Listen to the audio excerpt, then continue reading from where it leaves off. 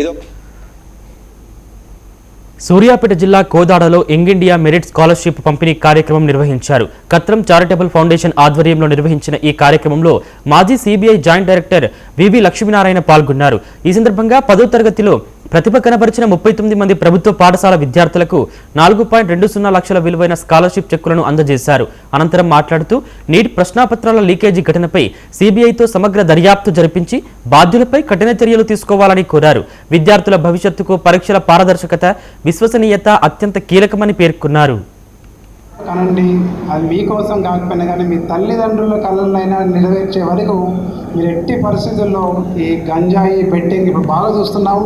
మనం పోయిన నెల చేసాము గంజాయి బెట్టింగ్కి వ్యతిరేకంగా ఒక పైకి రన్.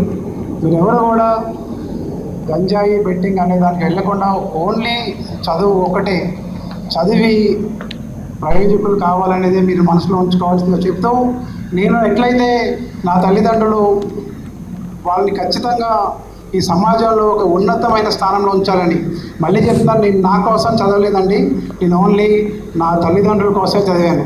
వాళ్ళని సమాజంలో ఉన్నతమైన స్థానంలో ఉంచాలి, వాళ్ళని ఖచ్చితంగా ఒక 10 మంది గౌరవించే విధంగా ఉంచాలి అనే కష్టపడడం జరిగింది.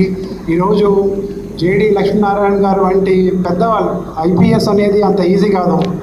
20 లక్షల మంది రాస్తే 1000 మందికి వచ్చేది ఐపీఎస్, ఐఏఎస్, ఐఆర్ఎస్.